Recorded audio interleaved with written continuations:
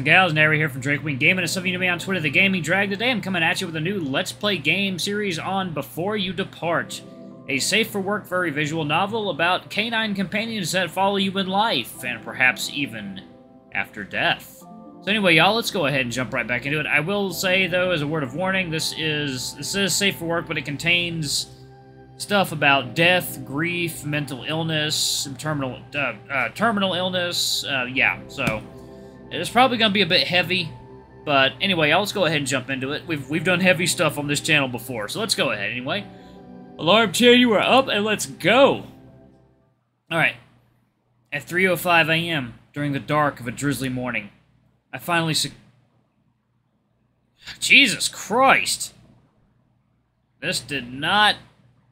oh wow. Oh wow, this ain't kidding. Oh wow, okay. Just immediately. Oh, okay, immediately. A jumping off point. Okay. I finally succumbed to leukemia. Oh. Wow.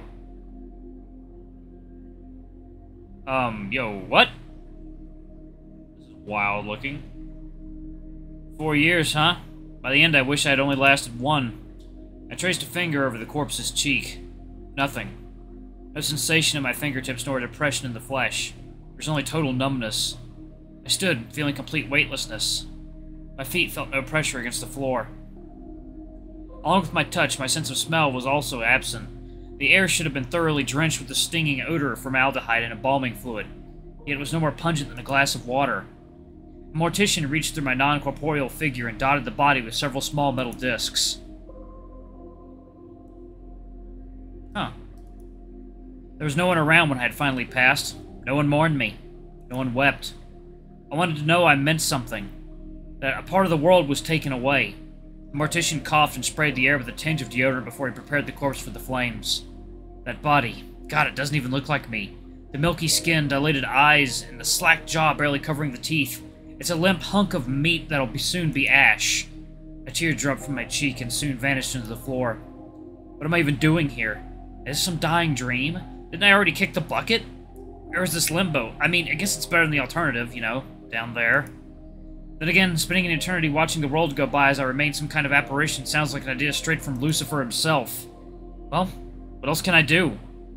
What am I supposed to do? I see the mortician prepare my casket for cremation. Seems like they'll be burning it all up soon. As disturbing as it is, part of me wants to see. Maybe I can phase into the oven and get a good look at the incineration of the body that once belonged to me. Maybe it's for the best I'm dead. I turned away and walked towards the door. Instinctively, I reached for the handle, only for it to phase through my fingers. Still a dumbass in death. I walked through the door, across the hall, and through the wall into the morning drizzle.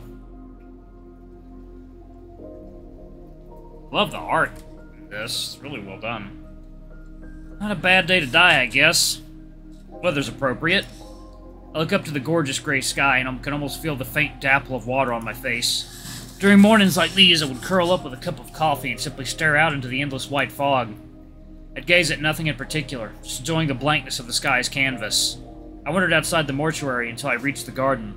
The spring rains had brought in dazzling flower blossoms that adorn the edges of the pathways. They all lead to a tall fountain at its center. Second, y'all. It is pomegranate juice time. Remember, y'all, a cup of pomegranate juice a day is good for your heart. Also, it's not too expensive. Alright. I approached the fountain and laid at its base. The pattering water provided a nice, soothing ambience. If this truly isn't some dying dream, nothing seems to be stopping me from going anywhere I'd like. I wonder if they just forgot about me. Am I just a lone soul, consigned to wander around forever? Might actually be fun for a century or so. I dipped a foot into the fountain. As expected, no ripple or chills. I couldn't rightly tell if I was actually submerged at first. Is this how I'm spending my afterlife? Playing around at a fountain outside some backwater mortuary? Do you enjoy the water too? Huh? A voice? Is someone there? I turned around and scanned my surroundings, but I didn't see anyone. He's gonna be up there, isn't he? Up here, sir. Wait, what? Oh, hello there. Ah. Hello. Strange dog creature. What the fuck? I collapsed, phasing partially into the ground. What are you? Oh, I'm sorry. Maury. I'm sorry, Maury. I didn't mean to startle you. Let me hop down.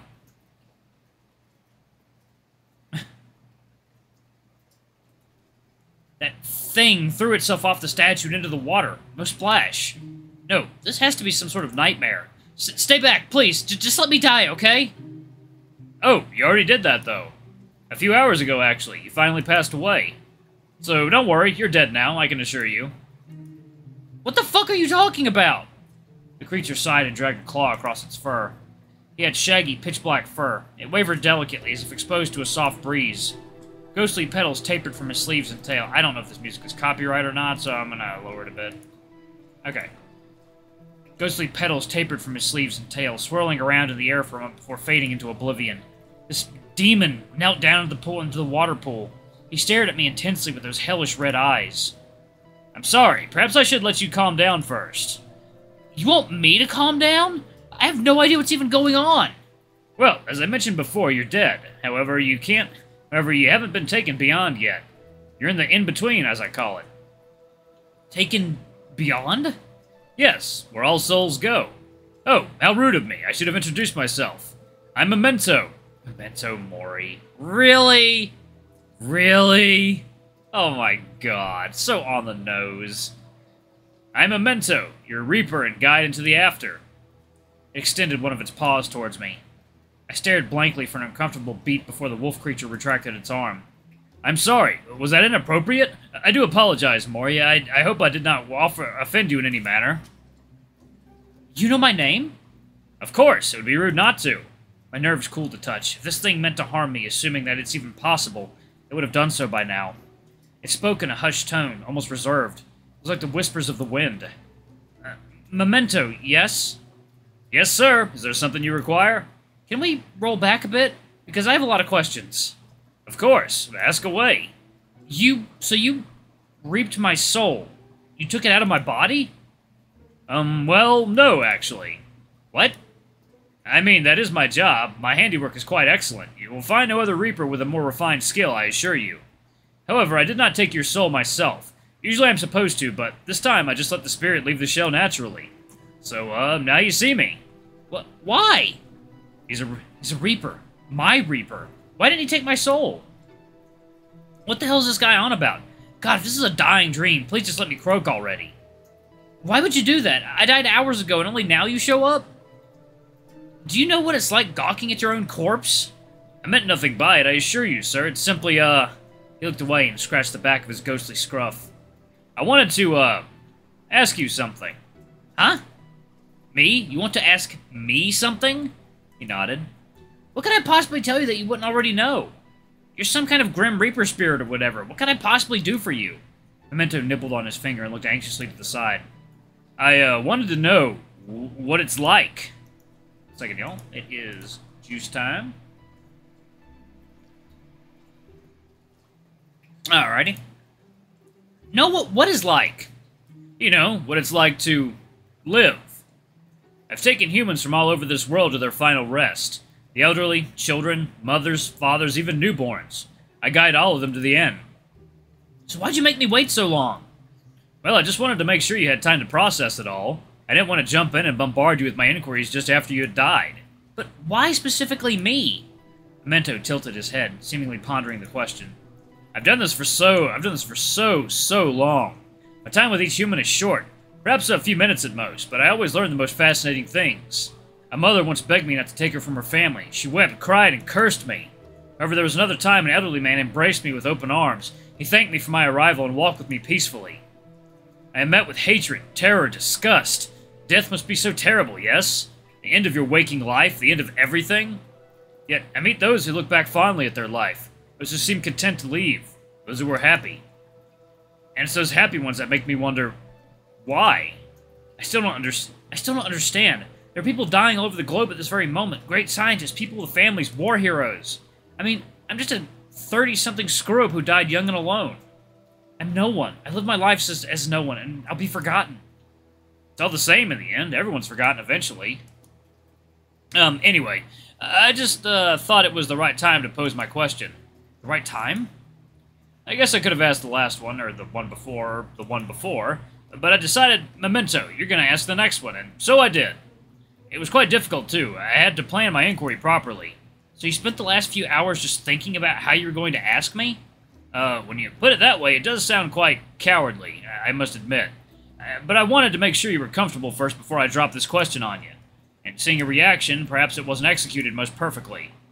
So you're asking me on just a whim. Out of the millions of people, I just so happen to be the one. That's about the extent of it, yes. What if I decline?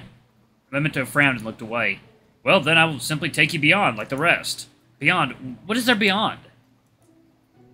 There's nothing to be afraid of. Memento's ear twitched. It's, well, it's very peaceful. Peaceful? Yes, eternal bliss, some may say. It's where everyone goes. I nearly fell to my knees then and there. Eternal happiness? I will get to live in pure bliss for the rest of eternity? The thought is almost too overwhelming. What would it be like? Who would I get to see? The visages of important historical figures, great film stars, and genius academics raced through my mind. I get to go there? To enjoy paradise? Forever? No kidding. You're not kidding me, are you? What do you think? Yes! Oh, yes! God, thank you, whoever's in charge here. Joyous tears welled in my eyes. I didn't even bother to wipe them away. After everything I experienced, something amazing finally happens, and it's the greatest thing imaginable. I turned to Memento, bearing a beaming smile. I could at least try to help him, considering the good news he just delivered. So you wanna know the meaning of life? I mean, I don't think I could tell you. I wouldn't know where to start. There are people who have dedicated their entire lives to that question. Philosophers who... Oh yes, I've met one, Mr. Hegel. He was quite the interesting fellow, I must say. He did not take his reaping quite well, I must admit, and he talked in droves. It must have been an hour before I could convince him to just go away. Interesting man. Shame I cannot speak to him again. So, if I tell you what you want to know, then what do I get? Do I get to return? His eyes flicked to the side, and he cocked a brow peculiarly. My apologies, but no. You were deceased, Maury. There's no returning. So, what if I run? Memento stopped for a moment and stared directly at me. His red eyes widened into blood-red moons. You could run to the ends of the universe, but I would still be there to take you away. There is no being that can escape me. None ever have, and certainly none ever will. Y'all? Sounds a little bit like a Hound of Tindalos from Lovecraftian lore. He explained flatly. It's simply how it is. For once, his gentle demeanor peeled back and gave way to something otherworldly. His voice chilled my bones to their marrow. I swallowed a heap of lead and receded. Do not mistake me, Maury. It would be unpleasant. A moment had passed and the chill vanished. It was replaced by a slight, warm smile. However, I will offer you extended time to make peace with things. It is morning now. I must take you beyond by sunset. You have all day to show me. Perhaps you can make peace with your departure. Many would give anything to have one final moment with the ones they loved, to actually say farewell or to amend a bridge that has long been burned. So I'll get to make peace with everything if I tell you what it means to be, well, me? Yes, that's the extent of it. I looked to the overcast sky. A cloud parted, giving way to a sunbeam. Me? I'm the one who gets to find closure. Not the mother Memento who tore away from her family, not a young lover who never got to see their significant other again, just me, the man who has nothing. What is there to even close? I turned to face Memento. He shifted around in anticipation, biting his lower lip with a knife-sharp fang. Closure, huh? Well, what's a few hours compared to eternity? Fine then, I'll help you. A snaggletooth grin spread across his face. Oh, most excellent. You have my eternal gratitude. He reached out a paw, offering to pull me up out of the fountain's pool. Need a paw, my friend? I grabbed Memento's paw for one. For once, there was something tangibly there. It was almost uncanny. He hoisted me up, and I could feel the strength of his forearm. The brush of his fur and the coolness of his paw. Memento held my hand for a few seconds, staring intently. Oh, my apologies. You humans are just always so warm. The sun slashed through the heavy overcast, and the city was coming to life with activity. Children prepared for school, and adults began commuting to their 9 to 5. Everything was so normal. Life continued, unabated. So then, where should we go? I don't know. You don't know? Well, I'm not sure. I wanted to see what kind of joys you could explain to me. Joys? Yes, joys. The things that make humans smile, the things that they look back on fondly. They always speak of things like family, loved ones, and material items that gave them great joy. If humans did not have these joys, then what reason would they have to be so distraught by my arrival? Enjoyment must be the key, yes? I guess, in a sense, everything we do is in service of maximizing our happiness, be it money, a loved one, or material items as you described. So, show me. Show you? Yes, show me a joy. You had a joy, did you not? Damn. Been a long while since I thought about that. When was I last happy? I skirted around the fountain and sat on the side facing the city. Memento hopped up beside me, legs crossed and arms leaning on his knees. He stared at me curiously, like a child expecting an answer. When was I last happy? Obviously not any time within these past few years, but even before then. Alright, guys and gals, I'm going to go ahead and pause it right there. Thank you all so much for watching. Don't forget to like, comment, subscribe, ring that notification bell. Leave a super thanks or tip if you can. It always helps. Until the next video, I love you all. I'll see you next time. Bye-bye!